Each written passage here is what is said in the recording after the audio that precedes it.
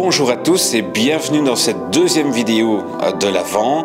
Aujourd'hui, nous recevons l'abbé Émile Piron, qui est professeur au séminaire de doctrine sociale de l'Église et prêtre en paroisse dans le diocèse de Liège, et le diacre Jacques Delcourt, qui est notamment bénévole dans l'association Vivre Ensemble. Je vous laisse tout de suite avec la vidéo, mais avant, n'oubliez pas de vous abonner à la chaîne YouTube du diocèse de Namur, de cliquer sur la petite cloche pour vous abonner, d'activer le petit pouce bleu pour le référencement et de laisser un commentaire. Ça permet d'augmenter le référencement. Et même si vous n'êtes pas d'accord, ça augmente le référencement. Bonne vidéo! Alors Émile Piron, bonjour. Bonjour. Je vous reçois aujourd'hui pour cette deuxième interview de l'Avent où nous allons parler de conversion, de doctrine sociale de l'Église. Est-ce que vous pouvez vous présenter succinctement? Je m'appelle Émile Piron, je suis prêtre du diocèse de Liège, d'origine germanophone, et je suis entre autres enseignant ici au séminaire Notre-Dame à Namur et aussi en d'autres lieux. Jacques Delcourt, bonjour. Bonjour. Est-ce que vous pouvez vous présenter succinctement? Eh bien, comme vous venez de le dire, je m'appelle Jacques Delcourt, je suis diacre permanent, j'habite à Barvaux, de la commune de Durbuy, que tout le monde connaît, enfin j'imagine. Je suis père de famille, j'ai 3 enfants et 3 petites filles. Alors, j'ai été professeur de religion dans l'enseignement secondaire pendant 40 ans, donc pour le moment je suis pensionné, donc ça veut dire que mon agenda est très rempli. Et il est entre autres rempli par du bénévolat pour Entraide et Fraternité, Action Vivre Ensemble. Merci beaucoup. Alors, est-ce que vous pouvez nous dire quel lien on pourrait peut-être faire entre la conversion et la doctrine sociale de l'Église? Quel lien? Il y a la conversion dans l'Évangile est toujours un appel à un retournement complet. Ce n'est pas simplement tourner le dos à des choses mauvaises, des actions mauvaises, mais c'est accepter qu'il y a un retournement complet de l'existence, mais plutôt aussi de manière de vivre ensemble. Et en ce sens-là, je dirais, il y a une invitation à se laisser retourner, à se laisser toucher, laisser retourner comme une crêpe au niveau personnel, mais aussi à accepter qu'on interpelle la société, la manière de vivre ensemble, la vie concrète, économique, sociale, politique, culturelle, et ainsi de suite. Et donc accepter qu'il y a un retournement, un recentrage auquel on soit invité par l'appel du Christ et du Baptiste. Si vous deviez décrire Entraide et Fraternité et Action Vivre Ensemble, et pourquoi différencier les deux? Mais oui, à l'origine, c'était Entraide et Fraternité qui a été mis en place à partir de Caritas, chose que parfois on oublie. Donc, Entraide et Fraternité était et est toujours d'ailleurs une ONG dépendante de l'Église catholique qui s'est mise au service des gens qui n'avaient pas les moyens dans des pays de ce qu'on appelait à l'époque le tiers-monde. Quelques années après, on s'est dit, mais c'est bien, mais est-ce qu'on ne pourrait pas aussi aider les gens qui sont dans le besoin chez nous? Donc, l'aide aux personnes s'est faite pour le carême vers les gens qui sont en Afrique, des gens qui sont au Brésil, etc. Et pendant le temps de l'Avent, le mouvement alors a voulu soutenir des associations qui sont ici en Belgique. Les deux étant assez équilibrés et les deux étant dans la poursuite d'objectifs vraiment de partenariat, autant pour l'étranger que pour la Belgique. Sur quoi se fonde au fond la doctrine sociale de l'Église? Je pense une des racines essentielles, c'est la conception de la personne humaine. Chaque personne humaine est, au langage chrétien, biblique, théologique, enfant de Dieu, au sens philosophique ou politique, on pourrait dire chacun a des droits et des devoirs. Nous avons des droits humains qui existent. Et donc, un des éléments centraux, c'est la personne humaine à respecter. Tout ce que l'on met en place doit tenir compte ou doit promouvoir le respect concret des personnes et mettre en place les conditions pour que toute personne puisse vivre décemment, même plus encore, puisse se réaliser en toute liberté, avec le cœur, avec la raison, avec les capacités d'entrer en relation avec d'autres. Ça concerne les individus, ça concerne aussi la manière d'organiser les structures, les communautés, les États, les régions, la manière de vivre en groupe aussi. Et donc c'est la personne qui est essentielle. Tout le reste, ce sont des moyens en quelque sorte. Comment est-ce qu'on va organiser ce vivre ensemble, solidairement, subsidiairement, c'est des termes techniques en morale sociale, mais ici donc l'élément central, c'est la personne humaine. Et de manière particulière, le plus petit, ce qu'on dirait les pauvres, les fragiles, ceux qui n'ont pas de voix. Et en ce sens-là, l'appel de l'Évangile en général, et ça rejoint le cœur de l'enseignement social de l'Église, de l'éthique sociale. Alors, cette année, sur quoi porte la campagne de Vivre Ensemble? Eh bien, c'est un secret pour personne de voir que la pauvreté actuellement fait des ravages, et c'est évidemment la vague de Covid et ces fameux confinements qui ont amorcé, si je puis dire, cette vague de pauvreté, et puis tous les problèmes liés soit à la guerre en Ukraine, soit à une inflation galopante, ont entraîné une paupérisation de la population. Donc on voit à gauche, à droite, dans différents services, qu'on vient de plus en plus, par exemple, chercher des colis alimentaires pour pouvoir passer, avec un minimum de dignité, pour pouvoir passer le mois. Au fond, cette éthique sociale de l'Église, on la voit un peu comme un bloc un peu monolithique qui se matérialise notamment dans le compendium de la doctrine sociale de l'Église. Mais au fond, est-ce que c'est pas un peu plus complexe que ça? L'enseignement social de l'Église est quelque chose qui évolue en permanence, qui évolue en permanence. Ce qui veut dire qu'il y a quelques repères essentiels qui sont donnés, qui ont leur enracinement dans l'Écriture. Quand on voit les Écritures et les lectures de ce dimanche avec le prophète Isaïe et Saint Paul, d'une part une vision d'un vivre ensemble, harmonieux, c'est une perspective, un appel, un horizon, un appel, et d'autre part l'invitation à s'accueillir les uns les autres. Saint Paul insiste là-dessus dans la lecture d'aujourd'hui. Et donc, la doctrine sociale, ce n'est pas un livre, ce sont des repères qui sont donnés pour réfléchir, pour critiquer la manière de vivre ensemble, pour s'interroger soi-même, mais aussi pour motiver, pour donner un horizon, une aspiration à un avenir qui donne de l'espérance concrète pour tout et chacun. Au fond, on a l'impression que les personnes qui ont faim, en tout cas en Belgique, ce sont souvent des personnes sans abri, des personnes très précarisées. Est-ce que c'est toujours le cas, ou est-ce qu'il y a aussi une autre précarité qui vient, qui monte, qui se fait sentir de manière discrète? La réponse se trouve dans la question, évidemment. Mais c'est vrai qu'il y a toujours une part du public qui est restée la même, au niveau des SDF et des gens qui vivent dans la rue comme ça existe toujours. Mais on voit apparaître de plus en plus de gens d'une certaine classe moyenne, si je puis dire ainsi, qui se retrouvent le 15 du mois avec très peu d'argent et a besoin d'une aide très concrète au niveau de la nourriture, mais aussi, et ce n'est pas négligeable, une aide morale. Si des gens vont dans une épicerie sociale ou plutôt dans un resto du cœur ou autre, c'est aussi pour pouvoir rencontrer des gens et pour pouvoir discuter. L'homme a des besoins élémentaires et alimentaires, mais l'homme a aussi besoin, l'être humain a besoin de contact, de reconnaissance. Est-ce que vous pouvez reprendre peut-être un ou deux écrits qui sont un peu fondamentaux dans la doctrine sociale de l'Église, voilà, les décrire, les définir, dire un peu ce qu'ils ont à nous dire aujourd'hui?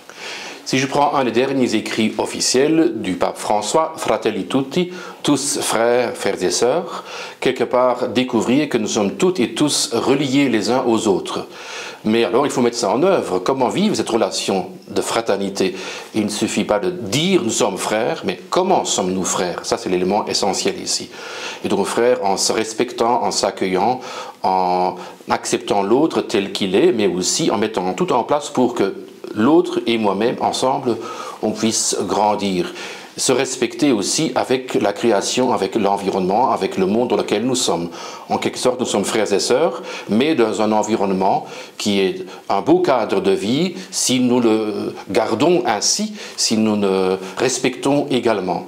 Donc c'est un exemple, Fratelli Tutti, Laudato Si, cette invitation aussi à l'écologie, c'est plus qu'une idée, c'est plus qu'une mode, c'est une invitation à s'accueillir les uns les autres, à se respecter, et surtout à respecter ceux et celles qui sont les plus fragiles, les plus petits, ceux qui sont mis de côté.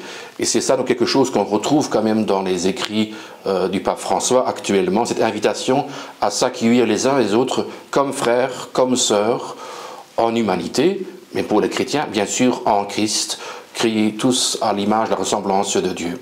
C'est un exemple de texte qui est interpellant, je pense, pour le temps d'aujourd'hui. J'ai rencontré l'autre jour un monsieur qui est très engagé au niveau de la vie sociale, des associations sociales dans notre région ici. Il m'a dit que Laudato Si, cette encyclique, il l'a en permanence dans son sac quand il va en réunion. C'est vraiment une lecture d'inspiration pour lui. C'est pas quelqu'un que vous croisez peut-être dans les églises, j'en sais rien, mais en tout cas c'est touchant de voir que quelqu'un se laisse interpeller par une parole comme celle-là, Laudato Si ou Fratelli Tutti. C'est deux exemples. On pourrait en donner d'autres. Moi, j'aime beaucoup une encyclique qui est plus compliquée du pape Jean-Paul II sur le travail humain. C'est une autre encyclique qui insiste sur une facette de la dimension humaine. Nous sommes tous, hommes et femmes, invités à participer à la création. Le travail, ce n'est pas quelque chose pour écraser l'autre. C'est bien sûr aussi gagner son pain, c'est pouvoir vivre, mais le travail, c'est aussi réaliser ce que nous sommes, quelque part, participants de la création. Donc c'est intéressant, donc le travail qui a différentes significations. Moi j'aime beaucoup ce texte également. Et comment est-ce que Action Vivre Ensemble peut justement agir sur ces situations? Est-ce que c'est par le fait de sensibiliser, par l'organisation d'événements concrets? Qu'est-ce qui permet justement de repérer et d'agir sur cette précarité qui monte? L'action de vivre ensemble se situe à plusieurs niveaux. C'est vrai qu'il y a le niveau de sensibilisation de la population et cette sensibilisation se fait aussi à travers une interpellation du politique par rapport aux problèmes concrets que vivent les gens. Et alors, bon, on va récolter de l'argent, on récolte de l'argent, surtout la semaine prochaine, troisième dimanche de l'Avent, on va récolter de l'argent et avec cet argent-là, on va faire quoi? Eh bien, on va travailler en partenariat avec des associations qui sont déjà les deux pieds sur le terrain et qui viennent en aide de manière la plus structurelle possible, qui viennent en aide aux gens qui ont très concrètement faim, froid. Donc voilà. Merci beaucoup. Alors, c'est vrai que l'engagement des chrétiens dans le monde est important. Et dès lors, qu'est-ce qui peut les fortifier? Comment est-ce qu'ils peuvent se ressourcer et qu'est-ce qui peut les ressourcer?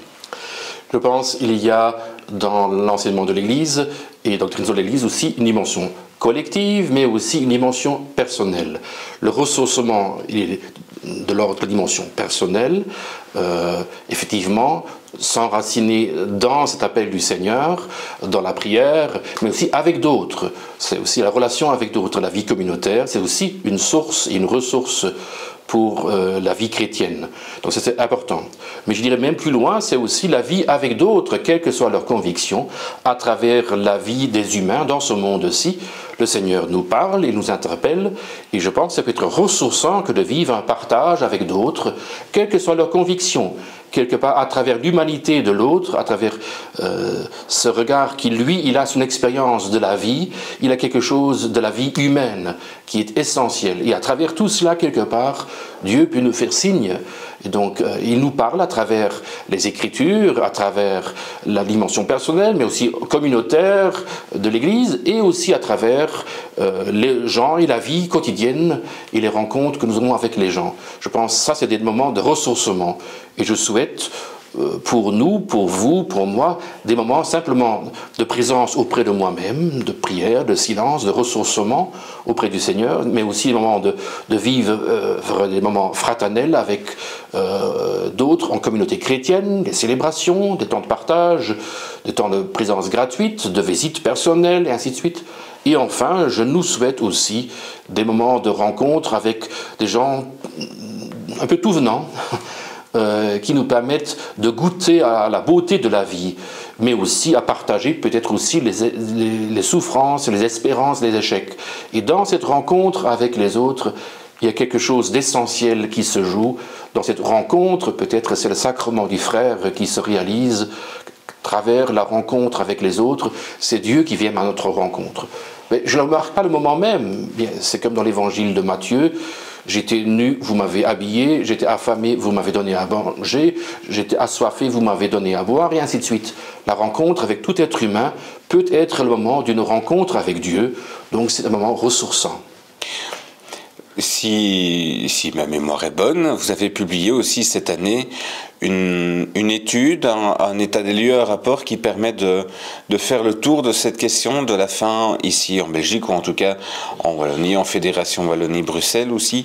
Est-ce que vous pouvez nous en dire un peu plus? Oui.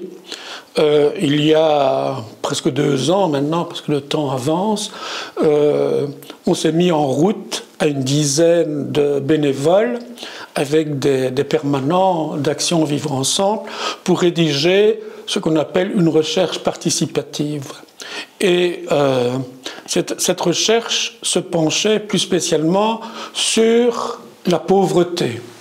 Donc, dans la pauvreté, on retrouve évidemment le fait d'avoir faim, d'avoir froid, de ne pas assouvir ce besoin élémentaire. Et donc, nous avons rédigé à 10, ce qui n'est pas évident. Mais ce n'est pas évident, mais c'est un travail assez extraordinaire, assez vivifiant.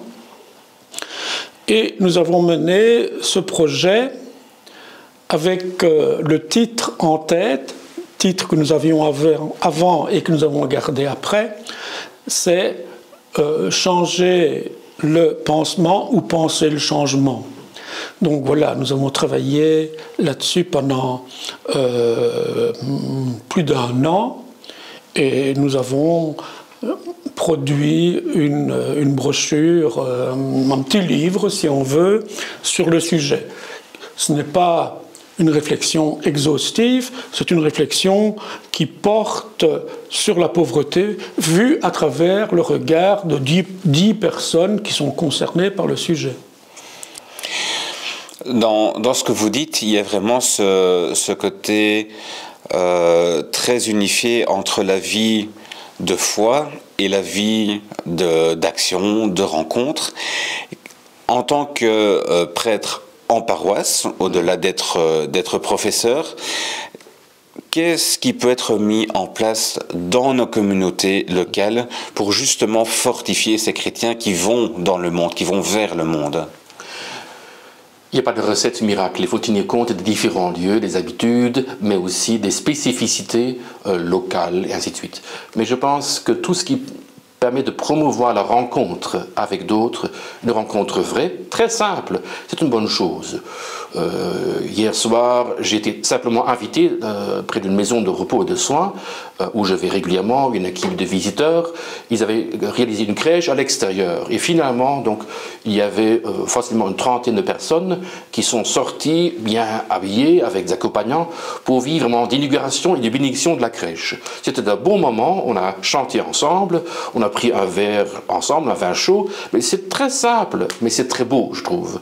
Et d'autres m'ont dit, ah, c'est une belle chose, c'est des choses très simples que de vivre cette rencontre. Ça peut être aussi des moments, et ça a été le cas, entre autres hier soir, soudainement, une dame me dit, est-ce que je peux vous parler? Et puis elle me dit, je veux me confesser. Ouf, j'étais un peu surpris quand même. Eh bien, on s'est simplement assis sur le côté, elle a dit toute la chose, eh bien, on a vécu un pardon, je trouve, très simple. Les autres n'ont rien remarqué de tout ça. Mais je pense que c'est une rencontre véritable. Mais il faut être ouvert à cela, tout simplement. C'est un exemple parmi bien d'autres encore. Hein. Et ce n'est pas lié à tel moment précis autour de Noël ou de l'Avent. Ça peut se vivre à tout moment, et parfois aussi dans le secret d'une chambre où on est avec quelqu'un tout seul dans la rencontre. J'ai beaucoup d'admiration pour les soignants, pour le personnel d'entretien dans une maison de repos ou dans le monde de la santé, parce qu'eux aussi rencontrent des personnes. Quand on touche l'humain, le corps, l'environnement, il y a quelque chose d'essentiel qui se vit, je trouve. Et moi, j'essaie de mettre en valeur ces différents moments et de dire, tiens, il y a quelque chose qui se passe déjà. Vous êtes déjà en train de vivre des choses essentielles et belles et fortes. Parfois, il faut aussi avoir une attitude plus critique ou interpellante et dire, tiens, est-ce que ça tient la route ce qu'on fait ici, la manière de vivre, est-ce que c'est respectueux, et ainsi de suite. Donc ça, c'est à différents moments à voir quel est l'accent, quel est l'apport. Mais je pense l'approche chrétienne, elle peut être critique, il faut l'être dans le monde d'aujourd'hui, mais elle peut aussi être motivante, elle donne la motivation qui est celle du souffle de l'esprit, et enfin elle donne un horizon aussi qui est celle du royaume de Dieu, qui est celle de la fraternité universelle, frères et sœurs dans le Christ. Donc Action Vivre Ensemble est une ONG qui est chrétienne, qui vient de l'Église, qui vient de Caritas, comme vous l'avez rappelé. Donc quelle est la place de la vie spirituelle dans cette action de terrain? Par exemple, pour être très concret, pendant le temps du carême ou pendant le temps de l'Avent, nous avons aussi des pistes de célébration. Ça se présente de la même manière.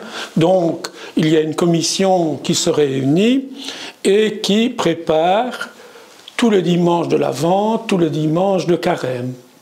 Donc, voilà, pour le temps de l'Avent, pour chaque dimanche, il y a toute une réflexion qui est menée à partir des textes du dimanche, et puis des pistes de réflexion, des pistes d'activité même, parfois avec les enfants, et des chants aussi. Dans la dernière brochure avec les pistes de célébration, il y a aussi par exemple l'homélie du 3e dimanche de l'Avent, ainsi qu'une veillée, un embryon de veillée qui a été composé pour animer un temps de réflexion, un temps de méditation. Donc oui, la vie spirituelle, à travers Action Vivre Ensemble, est nourrie. Merci beaucoup. Alors nous arrivons à la fin de notre interview. Si vous deviez laisser une bouteille à la mer, un conseil impérissable aux jeunes et peut-être aux moins jeunes, mais quelque chose qui va rester de manière presque intemporelle. C'est très difficile de dire cela, mais je dirais quelque part, l'essentiel c'est de l'ordre d'une rencontre avec quelqu'un d'autre, avec soi-même, avec le tout autre. La rencontre, on n'est pas des solitaires sur une île coupée des autres, même si vous évoquez la bouteille dans la mer, nous sommes faits pour la rencontre. Et ici déjà, et aussi de manière définitive, soyons ouverts aux rencontres.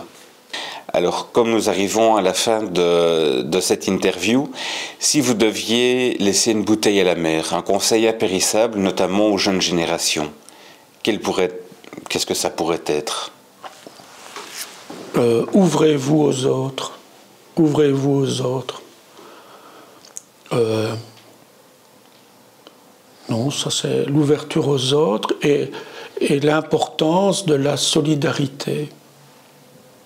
Voilà, je n'en dirai pas plus. L'ouverture aux autres, l'importance de la solidarité. Et bien, sur ce beau conseil, Jacques Delcourt, merci beaucoup et à bientôt. Je vous en prie.